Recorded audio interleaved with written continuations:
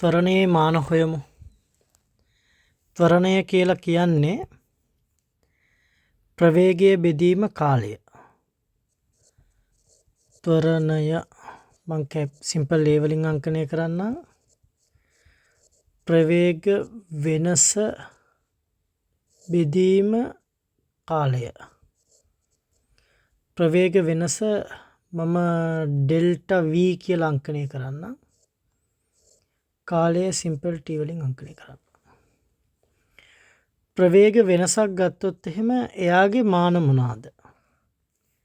ප්‍රවේග වෙනසක මාන ප්‍රවේගයේ මානම තමයි.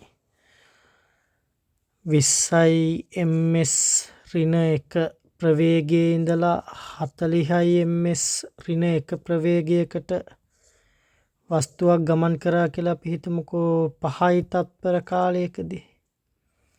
එතකොට ප්‍රවේග වෙනස එන්නේ මොකද්ද? 40 අඩු කිරීම 20. 20යි ms ඍණ 1ක් කියලා එන්නේ.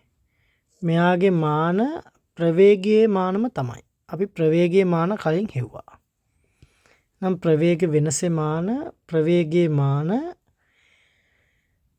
LT ඍණ 1යි.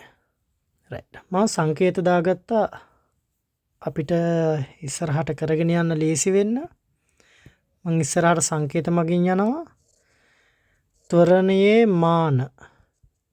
මාන සමාන වෙනවා ඩෙල්ටා V බෙදීම T වල මාන වලට.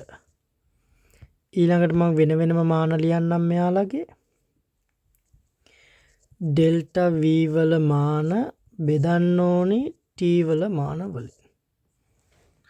ඩෙල්ටා V වල මාන LT ඍණ 1යි.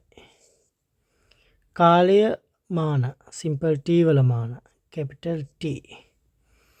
මෙයාලා සුණු කරපුවාම මොකද්ද මට එන්නේ? මේ T එක උඩට යනකොට T ඍණ 1ක් වෙනවා. එමනම් අවසාන උත්තරේ LT ඍණ 1 වතාවක් T ඍණ 1යි. ඒ කියන්නේ LT ඍණ 2ක් කියලා එනවා. මේ තමයි ත්වරණයේ මාන. මම හිතනවා තේරෙනවා කියලා.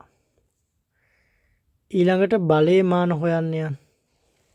බලයේ මාන හොයන්න අපිට ත්වරණයේ මාන ඕනි වෙනවා. right.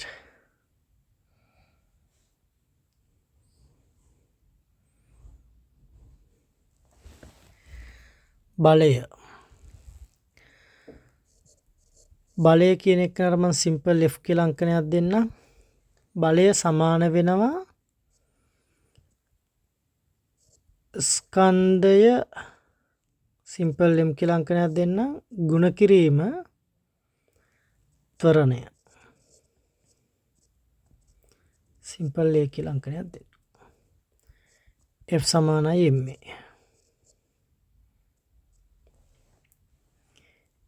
F වල මාන හොයන්නයි මට ඕනි. එහෙනම් MA මාන හෙව්වනම් හරි. මම වෙනම මාන ලියන්නම් එකපාර. M වල මාන ගුණ කිරීම A වල මාන. M ස්කන්ධයේ මාන කැපිටල් M. ත්වරණයේ මාන LT ඍණ 2යි. අපි කලින් හෙව්වා. නම් බලයේ මාන සමාන වෙනවා ML T ඍණ 2කට.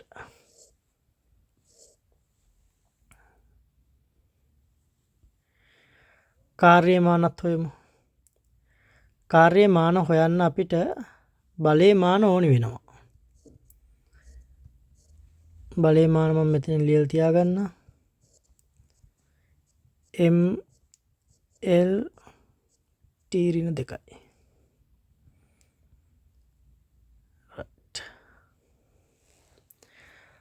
කාර්ය කියලා කියන්නේ කාටද?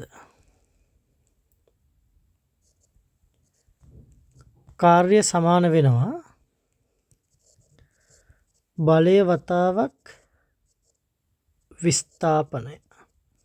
බලය වතාවක් බලය දිශාවට විස්ථාපනය. කාර්යයට මම W කියලා අංකනයක් දෙන්න.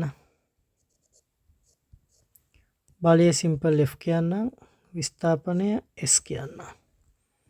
එහෙනම් W සමාන වෙනවා Fs ට. W වල මාන හොයන්න Fs ගුණිතයේ මාන හොයන්න ඕනේ. මම මේ දෙන්නගේ මාන වෙන වෙනම ලියා ගන්නම් එකපාර. එහෙනම් කාර්ය මාන සමාන වෙනවා බලයේ මාන. බලයේ මාන M L T ඍණ 2යි. වැඩි කිරීම විස්ථාපනයේ මාන L. අවසාන වශයෙන් සුළු වෙනවා මෙතන L වතාවක් L ගුණිතය L වර්ගයක් වෙනවා. එහෙනම් M L වර්ග T ඍණ 2යි. කාර්ය මාන. ඔයාලා තනියම හදලා බලන්න. ක්ෂමතාවයේ මාන.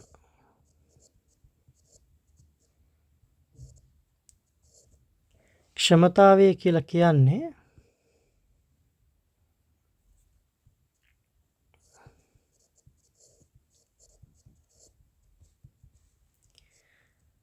කාර්ය කරන ශීඝ්‍රතාවය. කියන්නේ කරන ලද කාර්ය බෙදීම ඒ සඳහා ගත වූ කාලය. රයිට්. මෙයාගේ මාන හොයන්න බලන්න තනියම. එයාගේ උත්තරේ සමාන වෙනවද කියලා බලන්න. M L වර්ග T ඍණ 3කට හදලා බලන්න. හරි. ඝනත්වයේ මාන. ඝනත්වය කියලා කියන්නේ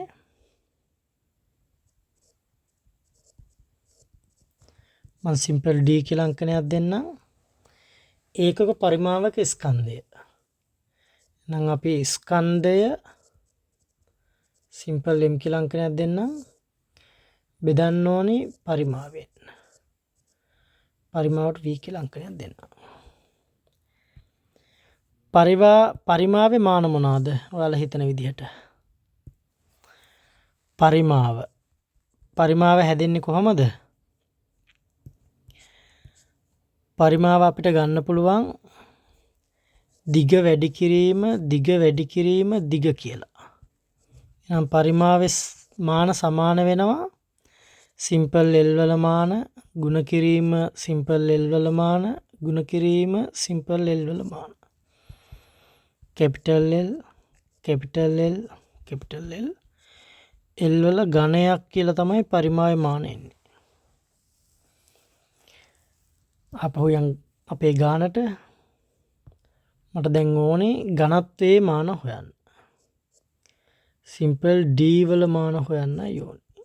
ඒක සමාන වෙනවා ස්කන්ධයේ මාන බෙදීම පරිමාවේ මාන. ස්කන්ධයේ මාන කැපිටල් M. පරිමාවේ මාන කැපිටල් L ඝනය. එහෙනම් ඝනත්වයේ මාන මොකද්ද? M වතාවක් L ඍණ 3යි. හරි. අපි මාන පිළිබඳ තවත් වීඩියෝ එකකින් හම්බෙමු.